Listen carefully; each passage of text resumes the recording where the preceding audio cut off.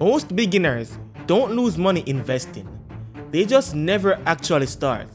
They download an app, watch a few videos, maybe even look up a stock.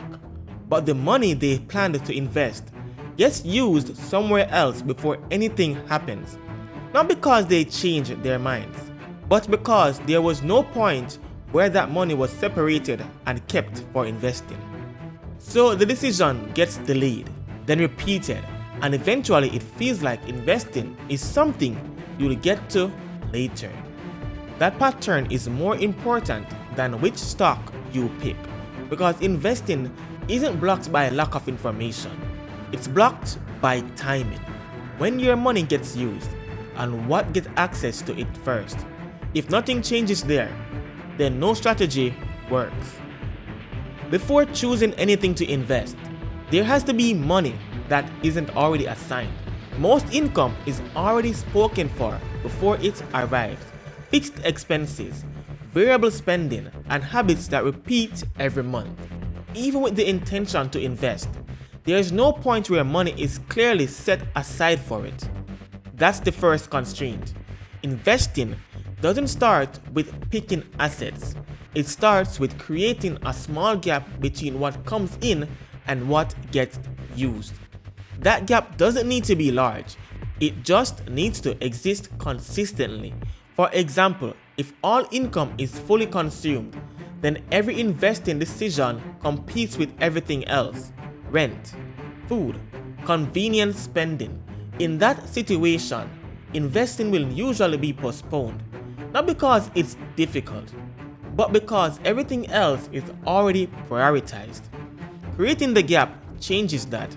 It means deciding in advance that a portion of income will not be used for current spending. Even a small fixed amount set aside intentionally creates a starting point. This is where most beginners stall, not at the level of knowledge, but at the level of allocation. If nothing is left assigned, nothing can be invested. Step 1 is simple in structure. Define a fixed amount of your income that will not be spent, not what's left over, a portion that is separated first. That amount becomes the input for every step that follows. Once a gap exists, the next problem is timing. If that money sits in the same place as everything else, it usually gets used through normal spending. So the issue isn't just how much you set aside, it's when and where it's separated. If you wait until the end of the month to invest what's left, you're relying on whatever wasn't spent. Paying yourself first removes that uncertainty. That changes the sequence. Instead of income comes in, then you spend, and maybe you invest. It becomes income first, then investing, spend with what remains. This isn't about discipline, it's about structure. When the order is fixed, the decision doesn't have to be repeated each time. The money is already set aside before other expenses begin. Practically, this can be done by moving a fixed amount into a separate account or directly into an investment account. Step 2 is straightforward. Move your investing amount first, immediately after income is received, and keep it separate from spending money. This ensures that the gap created in step 1 actually gets used for investing, instead of being absorbed back into everyday expenses. At this point, money is being set aside and moved early. The next constraint is what to do with it. Most beginners stall here, not because there are no options, but because there are too many. Individual stocks, crypto, trading strategies, market timing, each option requires decision, and more decisions increases the chance of doing nothing. So the objective isn't to find the best investment, it's to remove the complexity so the process continues. A simple way to do that is to use broad, diverse assets like index funds or ETFs. These don't depend on selecting one company or predicting short-term movements. They track a large portion of the market, which reduces the impact of any single decision being wrong. That changes the role of the investor.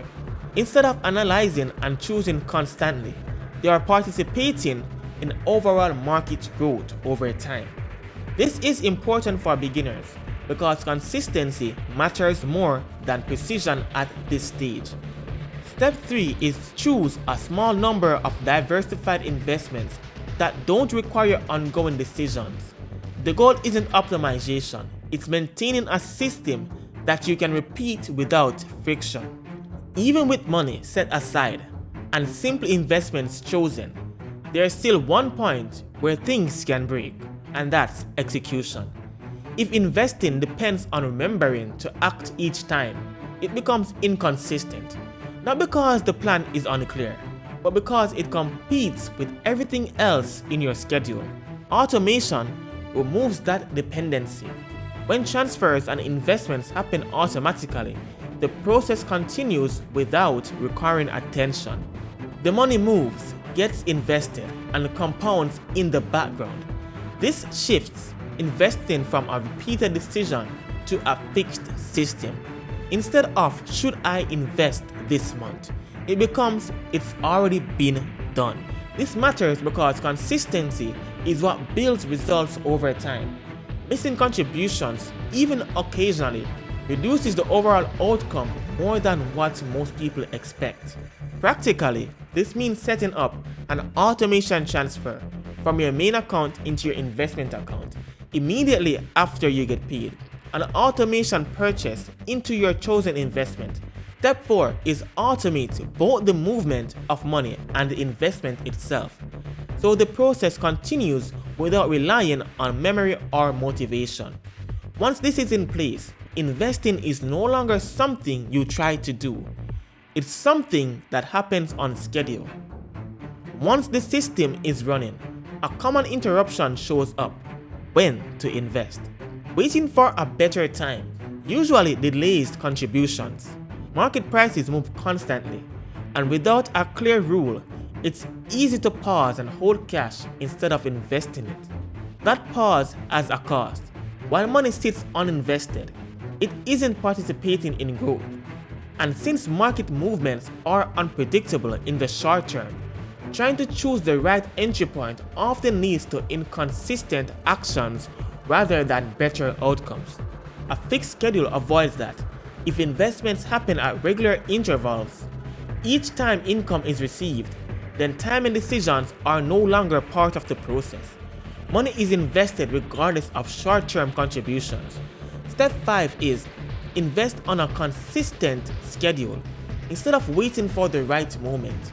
The objective isn't to predict short-term movements, it's to stay invested over long periods, where growth has historically occurred.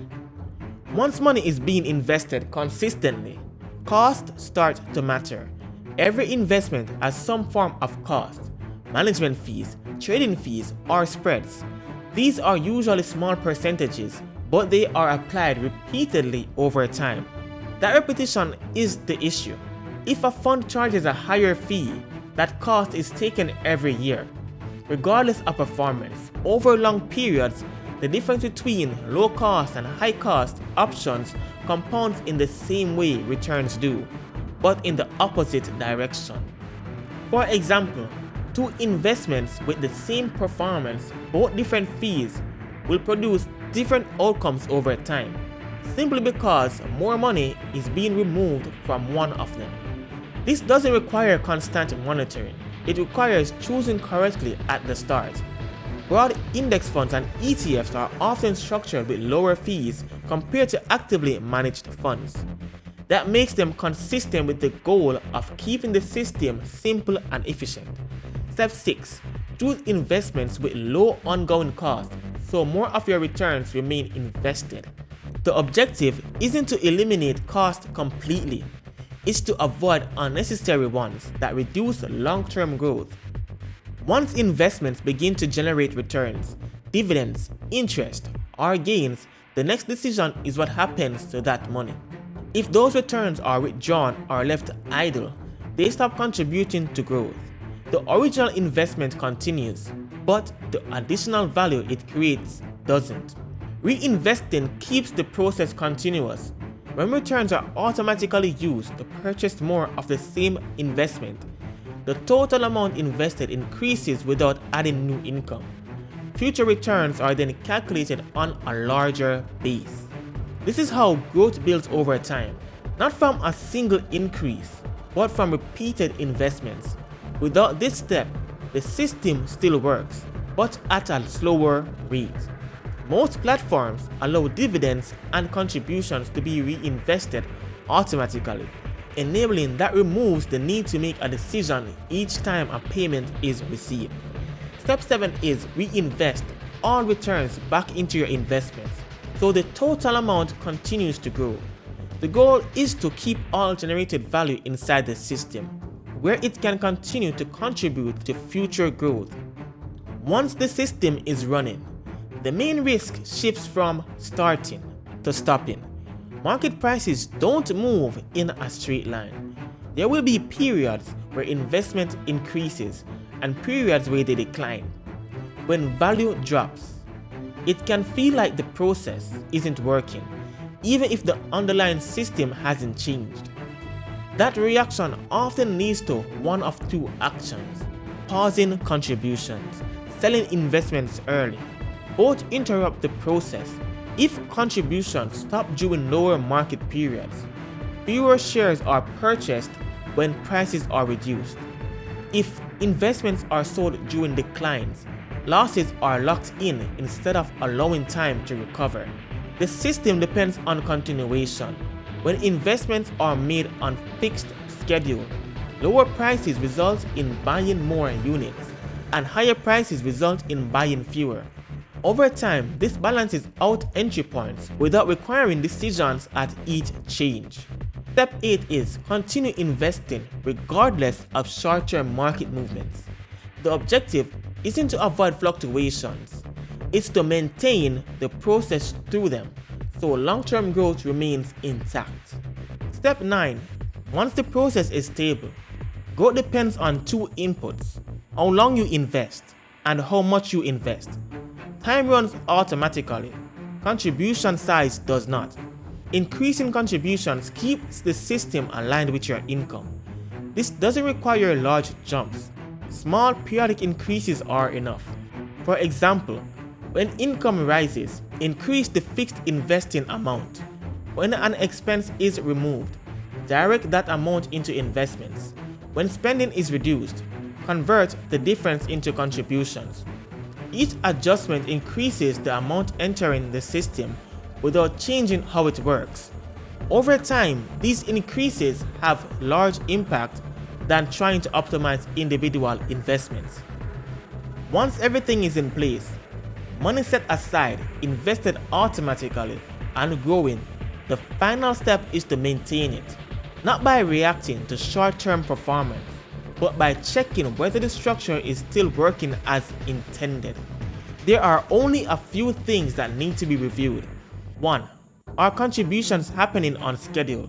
2. Is the investing amount still appropriate for your income? 3. Are the investments still aligned with your original plan? If income changes, contributions can be adjusted. If expenses increase or decrease, the gap from step 1 can be recalibrated. If investments drift significantly, they can be rebalanced back to their intended allocation. This isn't frequent. Periodic reviews, quarterly or a few times per year, are enough to keep the system aligned without over-interfering. The objective is not constant optimization. It's preventing small deviations from turning into long-term inefficiencies. At this point, nothing here depends on picking the right stock or predicting the market. The outcome is driven by structure. If money is set aside first, moved early, invested consistently, and left in place, then growth becomes a byproduct of the system, not a result of individual decisions. Each step solves a specific constraint. Step 1 creates money that can be invested. Step 2 protects it from being used. Step 3 removes complexity. Step 4 ensures execution happens. Step 5 removes timing decisions. Step 6 protects return from unnecessary cost. Step 7 keeps all gains compounding. Step 8 prevents interruptions. Step 9 increases the input over time. Step 10 maintains alignment. If any one of these is missing, the process weakens. If all of them are in place, the system continues with minimal input. This is why investing often feels harder than it is. The difficulty isn't in understanding what to buy. It's in setting up a structure where money consistently reaches the point of being invested and stays there. Once that structure exists, the role of the investor becomes simple. Add to the system, let it run, adjust when necessary. That's what investing for beginners actually requires. Not more information, a process that holds over time. If you're starting from zero, don't try to apply everything at once. Start with step 1 and 2. Define a fixed amount you can set aside and move it immediately when you receive income. That alone changes whether investing happens or keeps getting delayed. Once that's in place, add step 3 and step 4. Choose a simple investment and automate the process. You don't need a perfect setup to begin. You need a structure that runs. If you want to go further, review each step and identify which part is missing in your current setup. Fix that one part, then move to the next. That sequence is what turns investing from something you plan to do into something that actually happens. If this helped you understand how to start, continue building from these steps and apply them directly into your situation. And don't forget to like, share and subscribe. And stay tuned for more videos like this coming your way.